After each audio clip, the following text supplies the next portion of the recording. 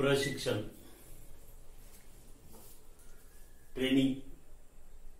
तर प्रशिक्षण आणि शिक्षण ह्या दोन वेगवेगळ्या गोष्टी आहेत।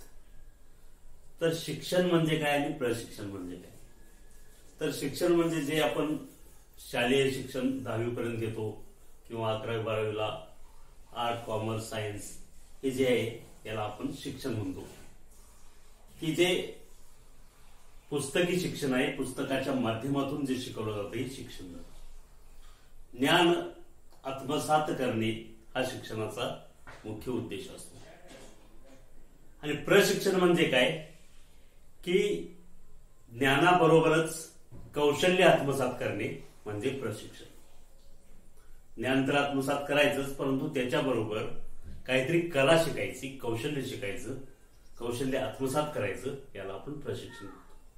जसं की आता तुम्ही 12वी व्यवसाय अभ्यासक्रम पूर्ण करताय, म्हणजे याच्यामधून तुम्ही काहीतरी प्रॅक्टिकली शिकताय, काहीतरी कला शिकताय, कौशल्य शिकताय। इलेक्ट्रिकलचे विद्यार्थी असतील तर ती इलेक्ट्रिकलची कामं शिकण्याचा प्रयत्न करतायत, किंवा कोर्स झाल्यानंतर सुद्धा तुम्ही आस्थापनामध्ये जाऊन त्या ठिकाणी अनुभव घेणार आहे त्या क्षेत्रातला। म्हणजे काय झालं, कौशल्य आत्मसात तुम्ही करणार आहे, किंवा आता प्रॅक्टिकली तुम्ही कौशल्य आत्मसात करताय।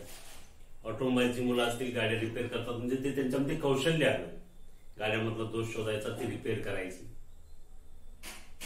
तर अशा पद्धतीने ज्ञानाबरोबरच कौशल्य आत्मसात करण्याची जी प्रक्रिया आहे त्याला थोडक्यात काय म्हणतात, प्रशिक्षण असं म्हटलं जातं। शिक्षण म्हणजे ज्ञान मिळवणे याला शिक्षण, आणि ज्ञानाबरोबर कौशल्य आत्मसात करणे याला प्रशिक्षण असं म्हटलं जातं। म्हणजे अशी थोडक्यात व्याख्या केली तरी चालते। विशिष्ट कार्य करण्यासाठी कौशल्य जे आहे हे कशासाठी आवश्यक आहे? तुम्ही कोर्स केल्यानंतर, व्यावसायिक अभ्यासक्रम पूर्ण केल्यानंतर किंवा तांत्रिक अभ्यासक्रम पूर्ण केल्यानंतर तुम्हाला कारखान्यामध्ये किंवा कंपनीमध्ये काम करायचं असतं, किंवा स्वतःचा जेव्हा तुम्ही व्यवसाय सुरू करताय तेव्हा त्या ठिकाणी कौशल्याची आवश्यकता असते। विशिष्ट कार्य करण्यासाठी कर्मचाऱ्यांचे ज्ञान आणि कौशल्य वाढवण्यासाठी कार्यान्वित केल्या जाणाऱ्या क्रियेला प्रशिक्षण असं म्हणतात। जे ज्ञान आणि कौशल्य यांची सांगड घालणे म्हणजेच प्रशिक्षण, हे तुम्हाला मी सांगितलं। कंपनीमध्ये तुम्ही आता कोर्स केल्यानंतर जेव्हा कंपनीमध्ये जॉईन होताय, कंपनीमध्ये काम करू लागताय, त्यावेळी देखील जे तुम्हाला त्या ठिकाणी काम करायचं आहे, उदाहरणार्थ ऑटोमोबाईलचा विद्यार्थी एखादा टाटा कंपनीमध्ये सर्व्हिसला लागला, कर्मचारी म्हणून त्याला त्या ठिकाणी कामाला घेतलं, आणि त्याला एखाद्या गाडीची असेंब्ली करायची, या लाईनवरती त्याला जर काम दिलं ठराविक काम करण्यासाठी, तर त्या ठिकाणी जे काय काम करायचं आहे त्याचं त्याला पुन्हा एकदा त्या संस्थेमध्ये, त्या कंपनीमध्ये प्रशिक्षण दिलं जातं। म्हणजे त्या ठिकाणी कोणकोणती कौशल्य त्याच्यामध्ये असणं गरजेचं आहे हे सांगितलं जातं, आणि तशा पद्धतीने त्या ठिकाणी काम करून घेतलं जातं, म्हणजे प्रशिक्षण त्याला दिलं जातं असं म्हटलं जातं। आणि तशा पद्धतीचं ते काम शिकवलं जातं, कौशल्य त्याच्यामध्ये आत्मसात केली जातात, आणि या ज्ञान आणि कौशल्य आत्मसात केल्यानंतर त्याला ते काम दिलं जातं। म्हणजे कारखान्यामध्ये काम करत असताना किंवा स्वतः व्यवसाय करत असताना कौशल्य असणं गरजेचं आहे, आणि ज्ञान आणि कौशल्य ही वाढवण्यासाठी, कार्यान्वित करण्यासाठी प्रशिक्षणाची आवश्यकता ही असते। प्रशिक्षणामुळे नवीन तंत्र आणि कौशल्य आत्मसात करता येतात। नवनवीन जे तंत्रज्ञान आहे हे तंत्रज्ञान शिकण्यासाठी प्रशिक्षणाची आवश्यकता आहे।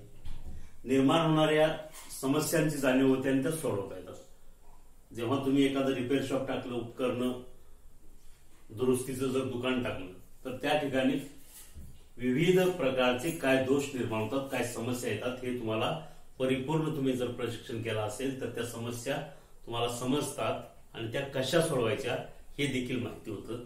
हा प्रशिक्षणाचा महत्वाचा फायदा आहे।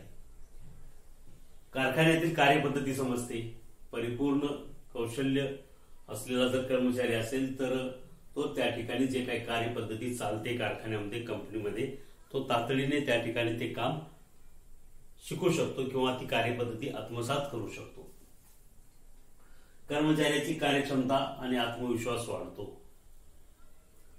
एखादा प्रशिक्षित कर्मचारी आणि एका दुसरा अप्रशिक्षित कर्मचारी असेल तर त्यातला जो प्रशिक्षित कर्मचारी आहे, ज्याने कोणता तरी तांत्रिक अभ्यासक्रम पूर्ण केलेला आहे, ITI केलेला आहे, व्यवसाय अभ्यासक्रम केलेला आहे, डिप्लोमा पूर्ण केलेला आहे तांत्रिक, तर त्याला त्या ठिकाणी जे काम करायचे टेक्निकली ते ताबडतोब त्याला लक्षात येतं, कारण त्यांनी ते कधीतरी शिकलेलं असतं अभ्यासक्रम पूर्ण करत असताना.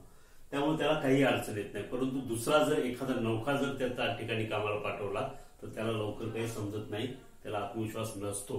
पण तांत्रिक कोर्स केलेल्या व्यक्तीला प्रशिक्षण अगोदर झालेलं असतं, त्यामुळे त्या ठिकाणी त्याच्यामध्ये आत्मविश्वास असतो की हे काम आपण करू शकतो आणि त्यामुळे त्याची कामाची जी पद्धत आहे ही देखील सुटसुटीत दर्जेदार असं तो काम करू शकतो आणि पूर्ण क्षमतेने काम त्या ठिकाणी करू शकतो. प्रशिक्षण ही अद्ययावत ज्ञान आणि कौशल्यात भर घालणारी प्रक्रिया आहे. अत्याधुनिक जे तंत्रज्ञान आहे त्या तंत्रज्ञानाला अनुसरून अत्याधुनिक कौशल्य प्राप्त करून तशा पद्धतीचे गुणवत्ताधारक वस्तू तयार करण्यासाठी किंवा सेवा पुरवण्यासाठी प्रशिक्षणाचा उपयोग होतो. ज्ञान आणि कौशल्य यांच्याशी प्रशिक्षणाचा संबंध असल्याने ही प्रक्रिया सतत सुरू असते. ज्ञानाला जोड म्हणून कौशल्य असतं आणि ज्ञान आणि कौशल्यांची सांगड घालण्यासाठी हे सतत नवनवीन कौशल्य आत्मसात करावी लागतात. त्यामुळं प्रशिक्षण ही सतत चालणारी प्रक्रिया आहे. म्हणजे प्रशिक्षण ही कधी संपत नाही. वेगवेगळ्या प्रकारचं प्रशिक्षण घ्यावं लागतं. कारण जर आपण पाहिलं तर तंत्रज्ञान हे दररोज नवनवीन तंत्रज्ञान येते, त्यामुळे हे शिकणं गरजेचं आहे. त्यामुळे ही सातत्याने चालणारी प्रशिक्षण ही प्रक्रिया आहे. कर्मचारी त्यांना सोपवलेले कार्य प्रशिक्षणामुळे योग्यरित्या पूर्ण करू शकतो. काम चांगल्या प्रकारे योग्यरित्या पूर्ण करण्यासाठी, पूर्ण क्षमतेने करण्यासाठी आणि दर्जेदार काम करण्यासाठी प्रशिक्षणाची आवश्यकता असते. ठीक आहे. प्रशिक्षण ही टीप असं जर तुम्हाला विचारलं तर एवढं ते लिहिता आलं पाहिजे. परीक्षा दृष्टीने देखील महत्वाचं आहे. लिहून घ्या.